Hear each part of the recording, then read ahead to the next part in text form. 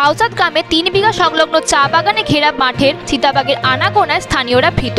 সম্প্রতি সঞ্জীব দাস নামের একটি ব্যক্তির ঘর থেকে চিতাবাঘ ছাগল নিয়ে যাওয়ার চেষ্টা করছিল, কিন্তু সঞ্জীব দাসের সাহসিকতায় ছাগলটি উদ্ধার হয়। কয়েকদিন আগে এই এলাকায় হাতি আক্রমণে একজন যুবকের মৃত্যু হয়েছিল। বন দপ্তর চিতাবাঘ ধরতে প্রথমে ছাগলের টোপ হিসেবে ব্যবহার করে, কিন্তু তাতে কাজ না হওয়ায় পরে একটি কুকুরকে টোপ হিসেবে খাঁচায় রাখা হয়। সকালে গ্রামবাসীরা দেখতে পান চিতাবাঘের বদলে তিনটি কুকুর খাঁচায় বন্দী। কুকুরগুলোকে অবশ্য পরে মুক্ত করে দেওয়া হয়েছে।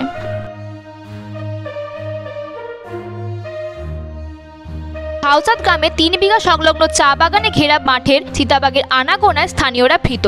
সম্প্রতি সঞ্জীব দাস নামের একটি ব্যক্তির ঘর থেকে চিতাবাঘ ছাগল নিয়ে যাওয়ার চেষ্টা করছিল, কিন্তু সঞ্জীব দাসের সাহসিকতায় ছাগলটি উদ্ধার হয়। কয়েকদিন আগে এই এলাকায় হাতি আক্রমণে একজন যুবকের মৃত্যু হয়েছিল। বন দপ্তর চিতাবাঘ ধরতে প্রথমে ছাগলের টোপ হিসেবে ব্যবহার করে, কিন্তু তাতে কাজ না হওয়ায় পরে একটি কুকুরকে টোপ হিসেবে খাঁচায় রাখা হয়। সকালে গ্রামবাসীরা দেখতে পান চিতাবাঘের বদলে তিনটি কুকুর খাঁচায় বন্দী। কুকুরগুলোকে অবশ্য পরে মুক্ত করে দেওয়া হয়েছে।